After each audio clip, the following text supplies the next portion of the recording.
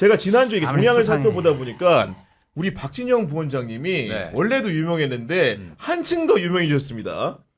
아니 유튜브에 출연한 걸 가지고 기사를 쓰다니 참 조선일보 수준하거나. 아니 그만큼 영향력이. 아니 그러니까 아니 내용도 다 왜곡된 게요. 제가 이런 이야기를 했어요.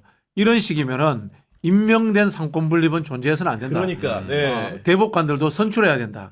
그런 이야기를 했거든요. 그걸 가지고 상권 분립을 없애야 된다라고 이야기했다라고 이권 하고. 분립. 네. 네. 그리고 또 이준석 대표는 이게 뭐 체제 부정이다 이런 이야기를 하는데요. 네. 제가 어디 뭐 그 사법부에 총칼 들고 가서 난동 부렸나요? 아니 그러니까 제가 이야기하는 거는 뭐 이권 분립을 하든 사권 분립을 하든 개헌을 통해서 하자는 이야기예요. 그러면 지금 대한민국에서 개헌론 주장하는 사람은 전부 다 체제 부정론자예요? 아니 그러니까 아니잖아요. 그러니까 말을 끝까지 듣는 게 아니라 좀 수준을 좀 공부 좀 하시라. 솔직히 아니, 그리고 기자나 정치인들이나 진짜 수준 떨어져서 같이 못 살겠어. 아니 그래도 개혁신당의 그래도 대선 후보 아닙니까? 대선 네. 후보가 박진영 부원장님을 링으로 소환한 거 아니겠습니까? 원래 좀 친해요. 그런 거였어요. 옛날에 방송도 같이 많이 했고. 아 그랬구나. 네. 저는 뭐 윤석열, 뭐 이재명 다 욕하고 비판하잖아요. 네. 근데 제가 유일하게 비판하지 않는 사람 중에 한 명이 네. 박진영 원장님이에요. 왜? 그런 거죠? 이유가 있습니까? 워낙 옳은 말씀 많이 하시고 그러니까 그러니까요. 이권 분립 딱 보고 뭐 이건 어떤 이유가 있겠지라고 생각을 해서 저 비판 전혀 안 했습니다. 입에도 안 알겠습니다. 올렸습니다. 네. 아니 제가 좀 길게 끌자면 원래 상권 분립이 몽테스키우라는 사람이 주장한 건데 그렇습니다. 몽테스키우도 원래 투표를 하자고 했어요. 아 사법부에 대해서도 사법부도 투표하자고 했어요 원래. 아 원래 그 최초의 정신은 그런 거군요. 네. 그러니까 그런 부분들. 근데 왜 그렇게 안 되느냐? 그때는 무지한 시대잖아. 그러니까 법률적 전문 지식을 가진 사람이 없었던 거예요. 그럼 법관을 직접 국민 투표로 해서 뽑는 나라가 있어요? 중간 단계가 그런 경우가 있죠. 미국 같은 경우에도. 예를 들면 뽑기도 검사장 하고 직선제 올라가기도 하고 예를 이렇게 들죠. 중간 아니 네. 그냥 판사. 판사를 그렇게 해요. 오. 섞여 있어요. 그래서 이제 뭐 그렇게 하다기보다는 저는 이런 이야기를 한번 해보고 싶어요. 이세돌이 알파고하고 바둑 두고 진 다음에 은퇴했잖아. 지금 우리나라 그 판사들 전부 다 AI하고 한번 법률 지식 얘기를 한번 해봤으면 좋겠어. 아, 집어넣고. 이기면은 계속 판사 시켜주고 아니면 집에 가. 원장님 그러면 안 돼요. 왜요? 딴 데에서 나는 정말 우리나라 정치평론가들 AI나 챗GPT랑 한번 평론 경쟁해봤으면 좋겠어. 평론가들 다 없애져버려. 이러면 어떻게 해. 우리 먹고 못 살아. 집에 가야지 뭐. 안 돼, 안 돼. 근데 그건. 정말로 그런 시대가 곧 오지 않을까 해서 아, 약간 좀 무섭다. 걱정이 많이 되는데. 진행도 이제 챗GPT가 네. 할 수 있어요. 그러니까 참으로 걱정됩니다. 출제도 그렇게 하고. 정치 비상구 국교형입니다. AI식으로. 아니 오늘 뒤집힌 마우스님 일찍부터 네. 무야호 아이 신난다 이렇게 아, 말씀하시면서 슈퍼챗 오늘. 보내주셨는데 네. 왜 그러느냐 서울고등법원이 이재명 대선 후보의 공직선거법 사건을 당초 이달 15일에 그 재판을 열기로 했다가 대선 이후로 다음 달 18일에 열기로 연기했다는 소식이 전해졌습니다. 야. 박지원 원장님 어떻게 보셨습니까? 좋게 봤는데요. 뭐라고 합니까? 이런 부분이 있어요. 우리가 상권 분립 이렇게 이야기를 하니까 사법부가 하는 일에 대해서는 입대면 안 된다. 행정부가 하는 일에 대해서는 입대면 안 된다. 이렇게 생각을 하잖아요. 천만의 말씀 만만의 콩떡입니다. 대한민국 헌법을 보세요. 대부분이 국회의 권능에 대해서 이야기하고 있습니다. 우리 헌법 전문이라는 모든 것들이 대의민주주의와 민주공화국 정신을 이야기하고 있습니다. 즉 대의민주주의의 요체인 국회는 모든 일에 감나라 배나라 간섭하고 그다음에 이른바 우리 경상투표원들이 찍자 붙고 발목 잡고 하는 게 국회의 역할입니다. 할 수 있는 겁니다. 그래서 저는 이번에 민주당이 사법부의 발목을 잡았다기보다 국회의 역할로서 사법부에게 불평불만을 이야기했고 그것이 사법부가 받아들였다. 이렇게 해석하는 게 맞다고 봅니다. 그러니까 서울고법이 이례적으로 재판 진행 중에 설명 자료를 이제 내놓았는데 얘기인즉슨 왜 이런 결정을 내렸냐?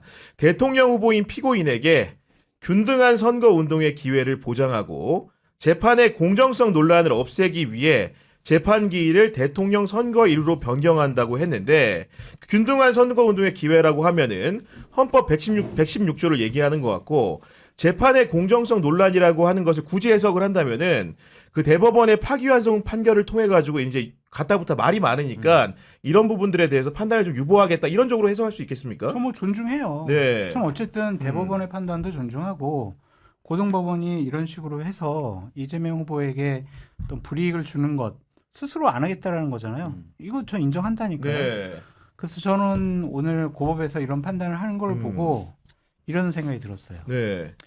오늘부로 이재명 정권이 시작됐구나. 아 오늘부로 시작된다. 오늘부로 시작입니까? 오늘부로 이제 네. 이재명 대통령의 임기가 시작된 거다. 실질적으로. 근데 일부에서는 그렇게 이제 볼 수 있을 것 헌법 84조 갖고 이제 이게 진행 중인 재판의 경우에는 뭐 계속 할 수 있는 거 아니냐, 그걸 헌법재판소에 오. 가져가서 뭐 할 수 있는 것도 아니냐, 뭐 그런 얘기들도 하긴 하더라고요. 근데 뭐 공직선거법이라든지 형사소송법을 음. 통해 개정을 통해 가지고 민주당이 그러니까요. 이제 대통령이 취임을 하고 나면 이제 여러 가지 재판은 중지한다. 뭐 그런 법안 지금 오늘 소위에서 통과시킨 것 같은데. 맞아요. 그렇죠. 네. 예. 뭐 그건 분명히 이제 국민의힘 쪽에서 헌법소원 낼 거예요.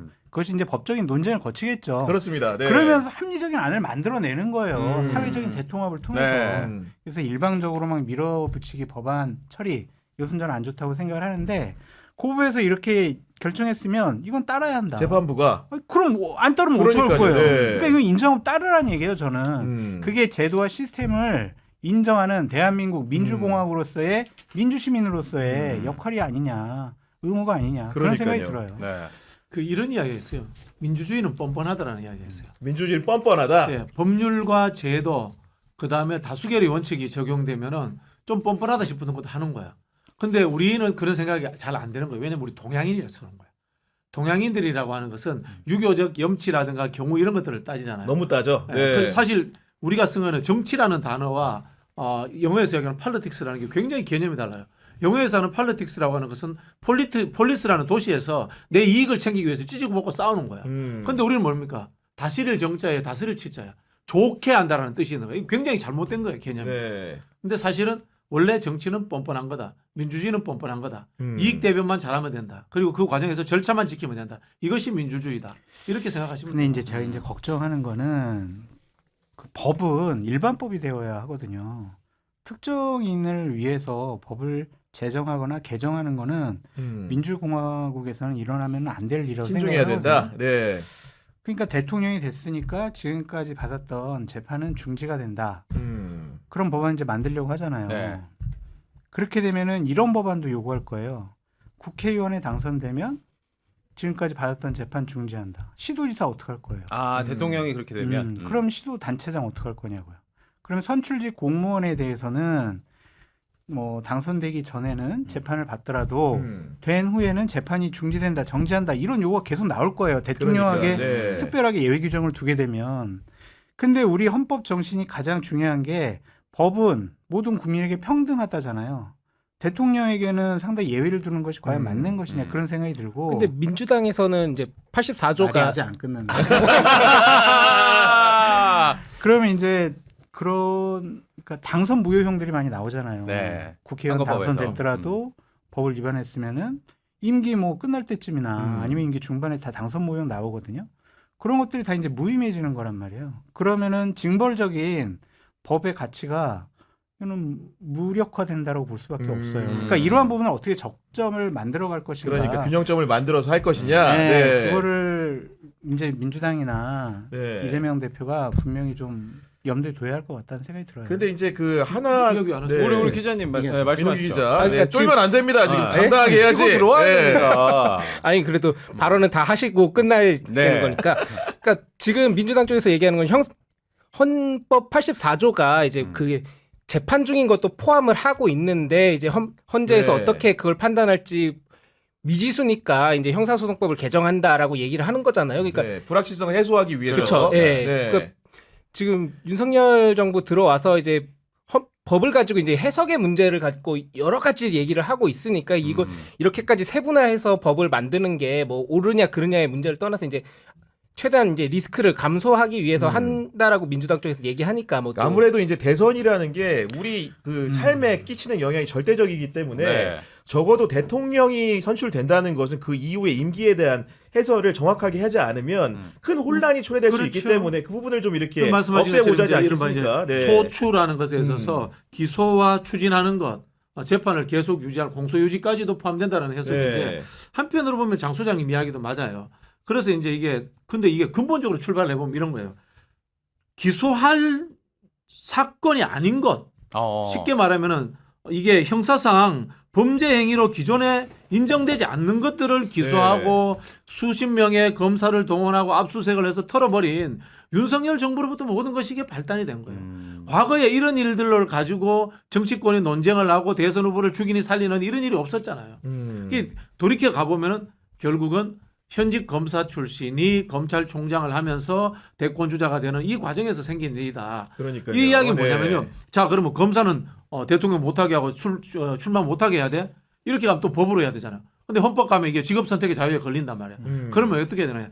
양 정당들이 관례적으로 컨센서스에 의해 가지고 검사라든가 즉 이해 충돌에 지속적 여지가 있는 사람들은 영입을 해가지고 정치권에 데리고 오면 안 되는 거예요. 이런 짓을 서로 안 해야 돼 사실은. 네, 그런 이게 말씀해 정치권이 주신 거고. 사실은 공생하는 방법이어야 돼. 네. 같이 죽어버린 거야 이거. 아니 결국은 이렇게 그 서울고법이 이런 결정을 내리면서 네. 아마도 많은 분들이 또 자기의 이해관계에 따라서 가슴이 철렁하는 분들이 있을 수도 있을 것 같은데 왜냐면은 혹시나 이 사건이 변수가 될 수 있지 않을까 이재명 후보가 중간에 정식으로 후보 출마를 못하는 일이 생기지 않을까라는 그렇죠. 생각 때문에 네. 그 난가병에 걸린 여의도 환자들이 굉장히 많았다고 들었거든요. 난가병이요.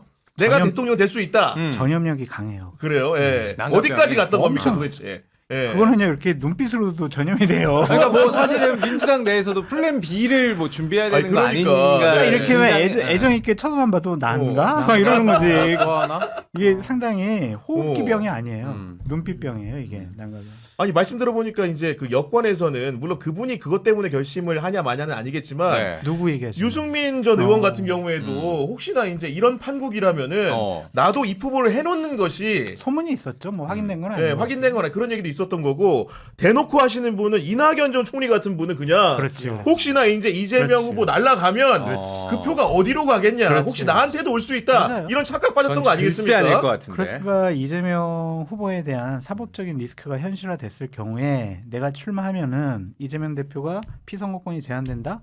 그러면은 보수표는 유승민, 그럼 진보표는 이낙연 뭐 이렇게 간다고 본인들 스스로가 생각을 했겠죠. 네. 뭐 그럴 수도 있겠죠. 근데 이제 여러 가지로 이런 사항들이 정리가 됐기 때문에 두 분의 출마는 현실적으로 쉬워 보이지는 않습니다. 근데 예. 이게 모든 게 정리됐다기보다는 사실 법사위에서 14일 날 지금 청문회는 맞아요. 추진을 네. 한다는 거 그대로 아니겠습니까? 한다는 거 사실 아니겠습니까? 오늘 네. 이거 이렇게 결정 안 났으면 뭐 탄핵 이야기 나왔고 굉장히 카드가 많긴 근데 했는데 아무리 생각해도 그거는 옳지 않은 것 같아요. 대선 전에 지금 일단 청문회 한다는 거잖아요. 그러니까 그것도 옳지 않은 것 같아요. 이미 이제 이재명 정권 출범했으니까 저런 것들은 대승적으로? 이제 예, 선거 그 이후에 청문회를 AI하고 법률 지식 대결로 하면 안 그래요. 알파고 계속. 알파고. 예. 그 이낙연 총리 이야기하시니까 제가 참 반말은 못하겠고 옛날 시조 하나 읊어드릴게요. 시조아 오. 좋습니다. 예. 쉰밥이 그릇 난들 어르신 드릴 밥이 있으니까요. 쉰밥도 먹지 말아라. 아이씨, 줄 표가 없어. 줄 밥이 없어. 아예 줄 밥이 없다는 없다. 말씀이시고, 그러니까 이분들뿐만 아니고 가장 큰 실망감은 누가 느꼈겠습니까? 아마도 국민의힘이 어부지리를 기대했던 것 같은데 서울고법의 이번 결정을 통해 가지고 아마도 그런 기대가 그렇죠. 수포로 돌아간 거 아니겠습니까 그렇죠. 지금? 예. 그러니까 이제 끝났다고 보는 거죠. 이제 선거는. 그래서 뭘 할 수 있는 게 없어요. 그래서 지금 막 단일화를 갖고 자기들끼리 싸우는데 좀 계속 네. 얘기를 해요.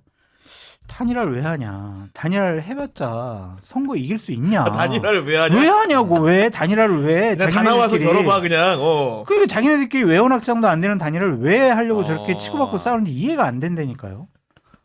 아마도 이제 그런 판단 지경에 이르렀다는 설명이신데 네. 허재모 씨도 이제 2주에 한 장면을 준비하면서 국힘 상황을 유심히 봤다고요. 연휴 동안 너무 많은 장면들이 스쳐 지나갔는데 어제 저녁에 있었던 문수 오빠 나 집 앞이야 좀 나와봐를 가져왔습니다. 야 진짜 뭐 밤 늦은 시간에 이게 뭡니까 동네 주민분들 잠도 못 주무시고. 아 근데 제가 지금 생각이 나는 게 윤석열은 거부권을 많이 썼고 전광훈은 국민저항권.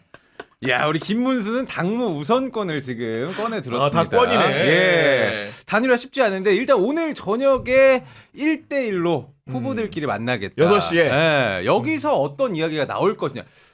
뭐 어떤 이야기 좀 오갈 수 있을까요? 그냥 김문수 후보가 한덕수 후보에게 이제 포기해. 포기해? 예. 뭘 자꾸 나오려고 그래. 어. 나는 그만둘 생각 없어.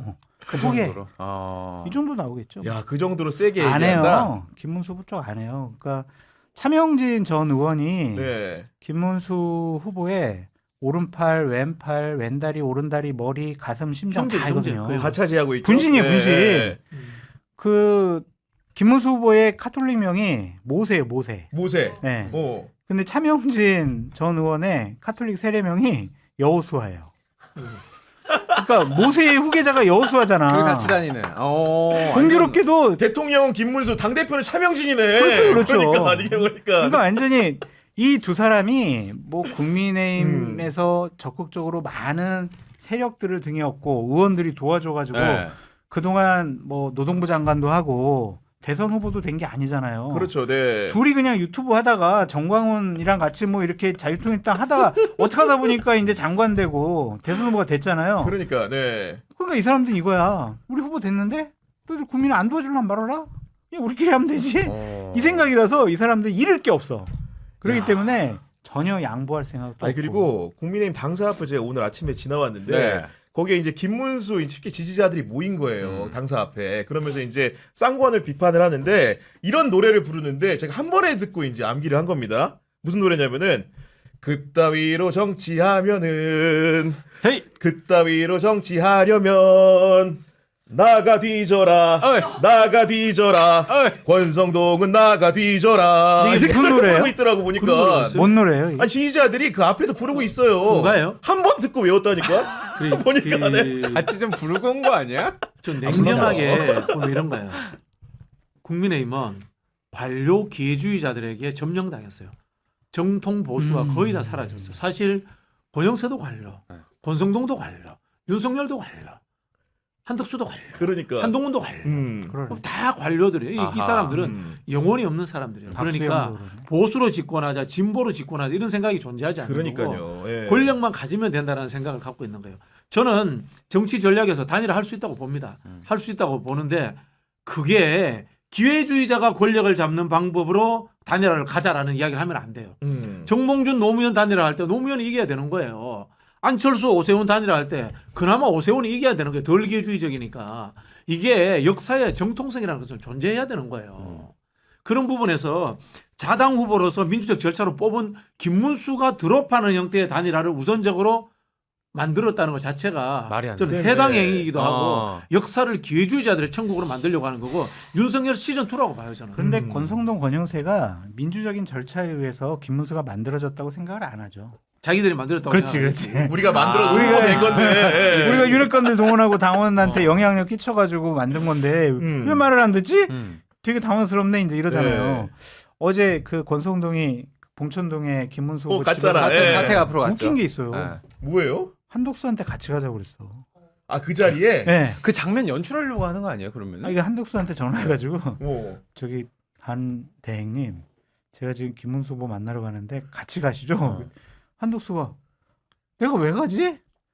그럼 내가 가가지고 김문수를 만났어. 그러면은 김문수한테 저기 김문수 후보님은 국민의힘 후보니까 국민의힘 원내대표나 당대표 말 잘 들으셔가지고 한번 두 분 싸우지 말고 열심히 잘해보세요. 이러고 내가 와야 되나? 막 이랬다라는 거죠. 그러니까 내가 왜 거길 왜 가냐? 내가 대구까지 가자고 한 걸 내가 가겠다. 네. 그래서 어제 막 같이 가려고 했었잖아요. 그랬다면서요. 예. 근데 내가 봉천동 자태가까지는 내가 못 간다. 니들끼리 좀 알아서 해라. 나는 니들이 나오라고 해가지고 나왔고 나온 건데. 다 준비 끝났다고 해서 나왔는데 그래. 지금 뭐 하는 거예요 지금? 황당한 상황이지. 근데 저는 한덕수가 이제 응하지 않은 건 이해가 가면서도 네. 진짜 정치인이라면은 자기 걸 걸고 해야 되기 누가 때문에 그 한덕수가 무슨 정치? 정신이 되려면 정치를 될 생각도 없어요. 그런 생각도 없는 박지원 사람이다. 어르신이 네. 정치인이 아니라 동물에 비유했어요. 뱀장어라고. 근데 국힘 지도부는 그렇게 한덕수는 어쨌든 무소속 후보인데 음. 그렇게 같이 다니고 뭐 연락까지 연락까지 먼저 그러니까 하고. 이제 해당 행위 얘기가 많이 그쵸. 나오는 게 아닌가.